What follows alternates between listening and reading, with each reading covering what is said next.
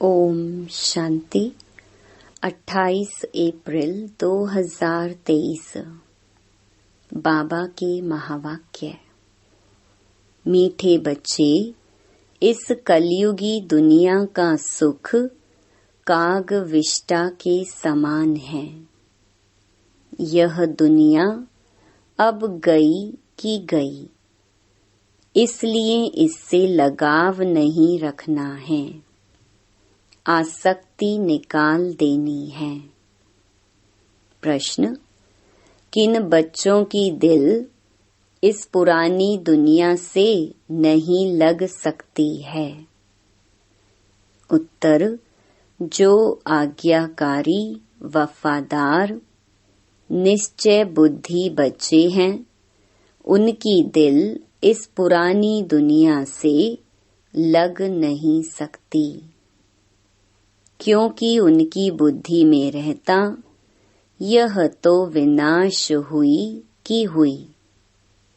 यह तिलिस्म माना जादू का खेल है, माया का भभका है। इसका अब विनाश होना ही है।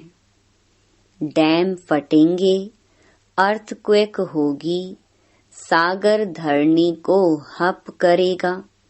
यह सब होना है, nothing new. Sweet home, sweet राजधानी याद है तो इस दुनिया से दिल नहीं लग सकती। गीत जिसका साथी है भगवान। ओम शांति। यह निश्चय के ऊपर गीत है। जब बाप का बनते हैं व बाप आते हैं तो वह आकर हमारा साथी बनते हैं। बच्चे जानते हैं बाप जब आते हैं तब ही विनाश के तूफान होते हैं।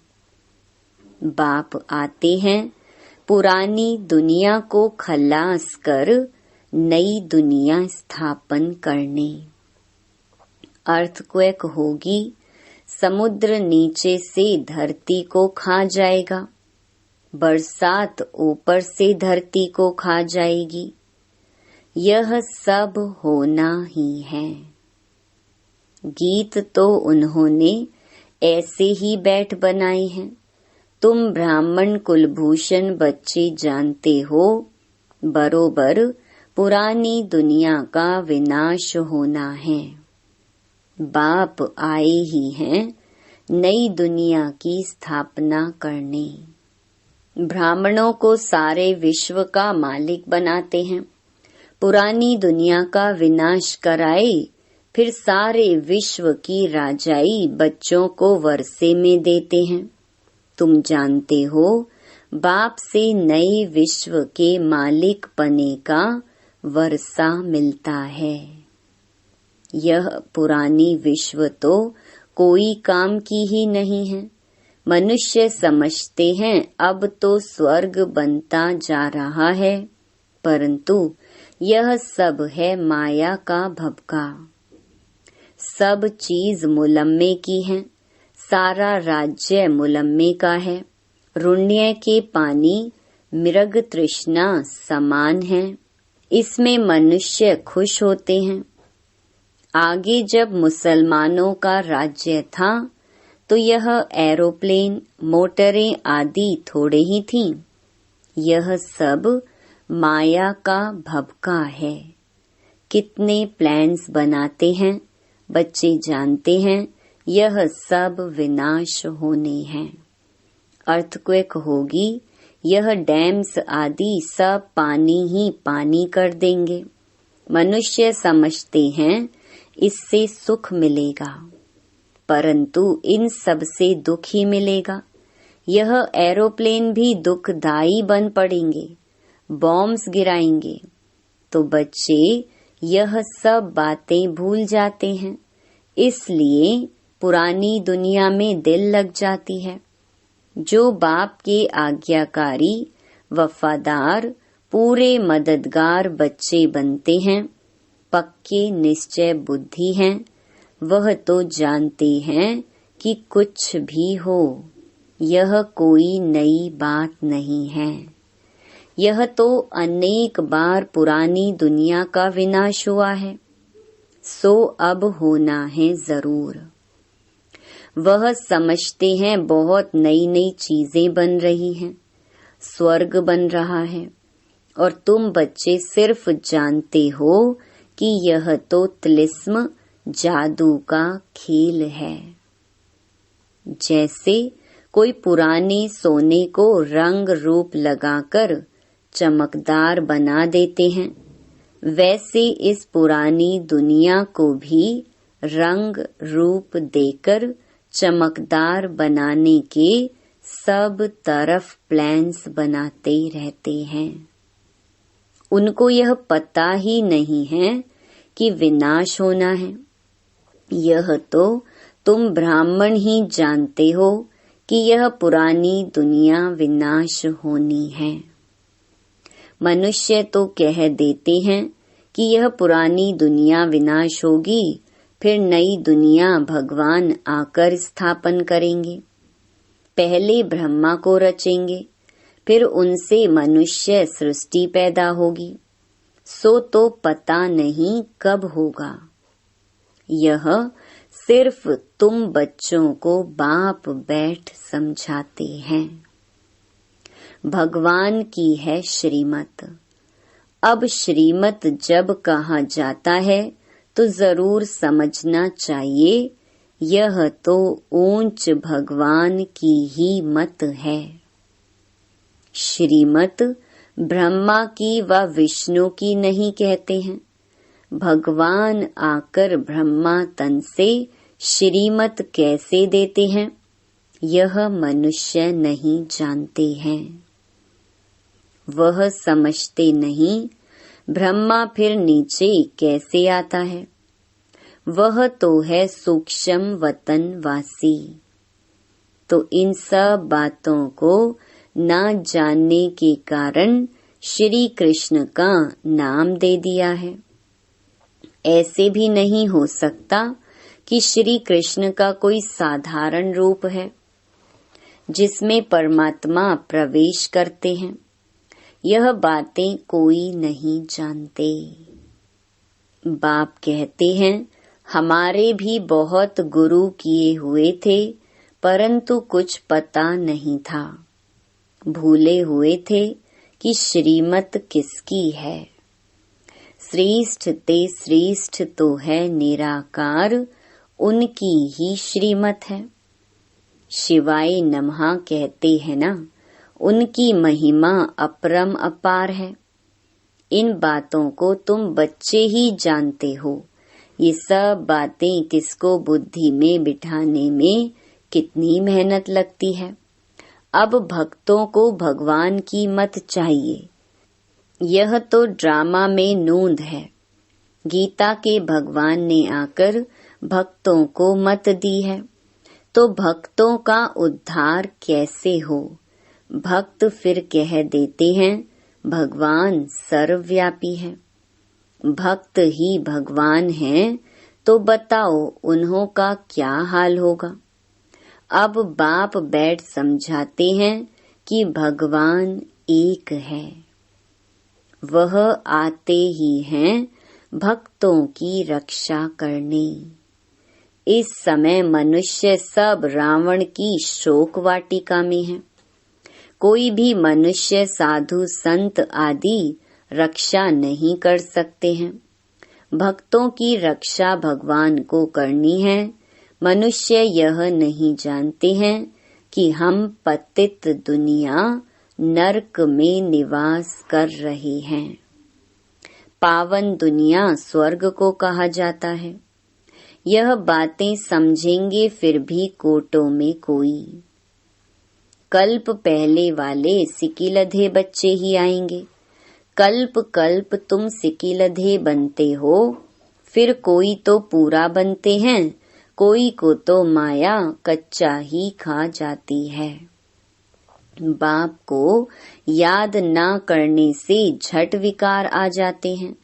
पहला पहला विकार देह अहंकार आया, तो फिर औरों की भी चेष्टा होगी।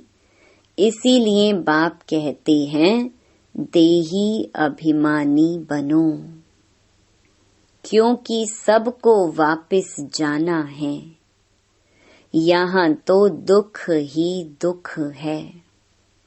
कलयुगी दुनिया का सुख काग विष्टा के समान है।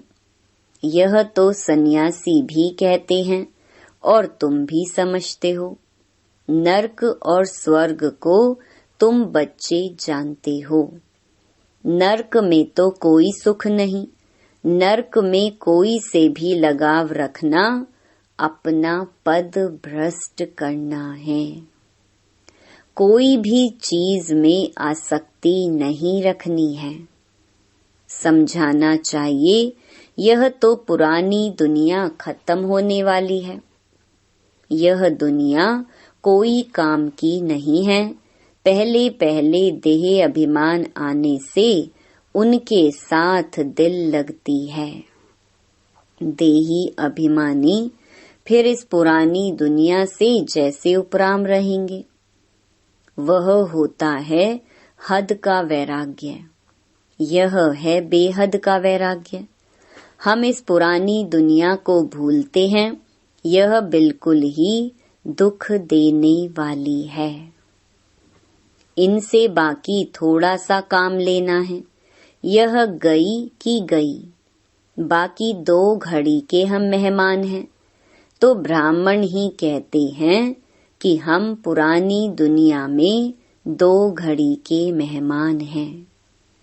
हम अपने स्वीट होम, स्वीट राजधानी में आकर सुख भोगेंगे।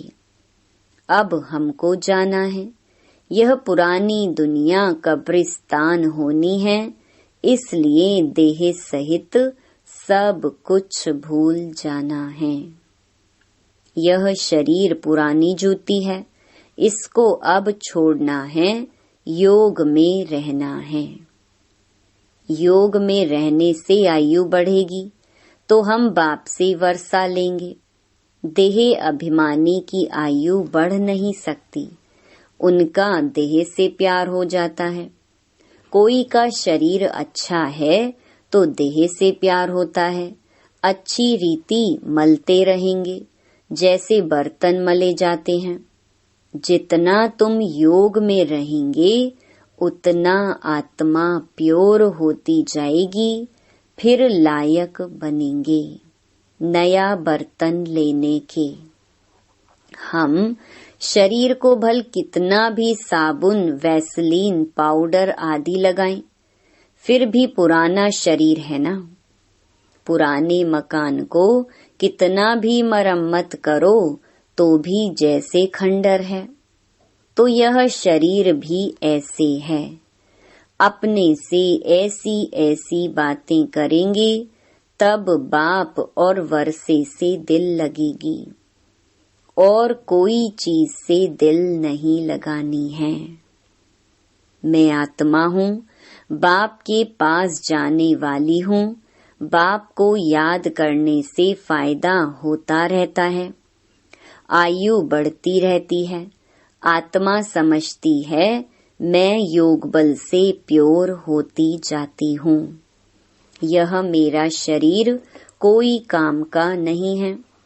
भल सन्यासी पवित्र रहते हैं परंतु शरीर तो फिर भी पतित है ना।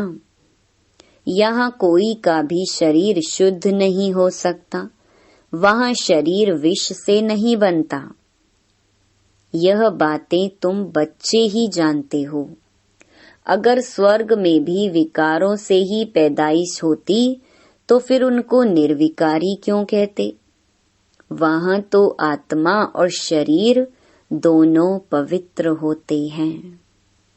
तुम जानते हो इस समय 5 तत्व भी आयरन एजेड हैं तो शरीर भी ऐसे मिलते हैं। बीमारी आदि हो जाती है। वहाँ कभी शरीर बीमार हो न सके। यह सब समझने की बातें हैं। वहाँ तुम्हारे शरीर भी नए बनते हैं। सतो प्रधान प्रकृति बन जाती है, वहाँ यह दवाइयाँ आदि कुछ नहीं होती। शरीर चमकता रहता है, काया कंचन समान बन जाती है। अभी तो लोहे की है, वंडर है ना, काया कैसे बदलती है। कोई पॉलिश तो नहीं की जाती है, काया एकदम कंचन समान हो जाती है। उसको गोल्डन एज कहा जाता है। सोने के शरीर तो नहीं होते हैं। लक्ष्मी नारायण को पारसनाथ पारसनाथिनी कहते हैं।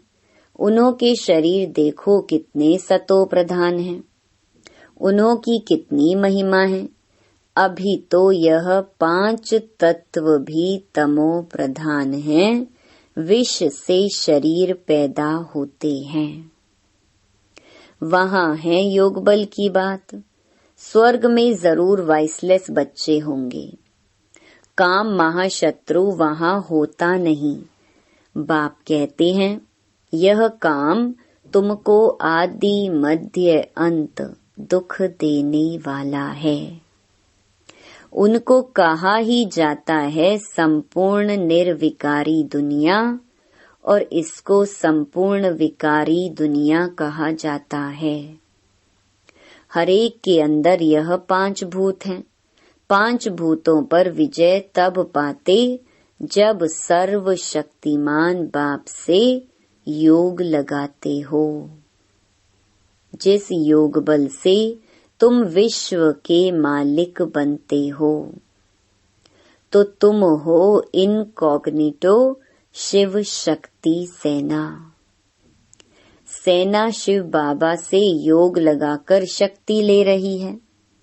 वह सर्वशक्तिमान बाप है ही स्वर्ग की राजधानी स्थापन करने वाला गॉड फादर। वह आते ही हैं तुमको स्वर्ग का मालिक बनाने। अभी तुम स्वर्ग के लायक नहीं हो।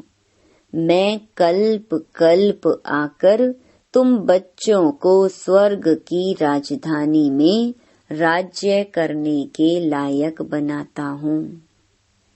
अभी तुम हो नर्क के मालिक। मनुष्य कहते भी हैं फलाना मरा, स्वर्गवासी हुआ। बिल्कुल समझते नहीं हैं कि हम नर्क में हैं। स्वर्ग का वास्तव में कोई को पता ही नहीं है। कहते हैं जिनके पास धन दौलत बहुत है, उनके लिए यहाँ ही स्वर्ग है। अरे, इतनी बीमारियां आदि लगी पड़ी हैं, इसको स्वर्ग कैसे कहेंगे। स्वर्ग तो सतयुग को कहा जाता है, कलयुग में थोड़े ही स्वर्ग है। बाप ने समझाया है, यह है विकारी दुनिया। हरेक नारी द्रौपदी पार्वती है। हरेक नारी को अमरनाथ अमर कथा सुनाते हैं। हरेक द्रौपदी नंगन होने से बच जाएगी। यह बातें बेहद का बाप बैठ समझाते हैं। वह है ही वाइसलेस वर्ल्ड। संपूर्ण निर्विकारी दुनिया, विकार बिल्कुल नहीं। आत्मा आकर प्रवेश करती है तो उस समय गर्भ में बिल्कुल प्योर रहती है। आत्मा भी प्योर आती है, इसलिए उनको गर्भ में भी कोई सजा नहीं भोगनी पड़ती है। यहाँ तो सभी को सजा मिलती है। अच्छा, मीठे मीठे सिकिलधे बच्चों प्रति माता पिता बाप दादा का याद प्यार और गुड मॉर्निंग। रूहानी बाप की रूहानी बच्चों को नमस्ते। धारणा के लिए मुख्य सार। पहला, इस दुनिया में स्वयं को मेहमान समझना है। देही अभिमानी बन पुरानी दुनिया और पुरानी देह से उपराम रहना है।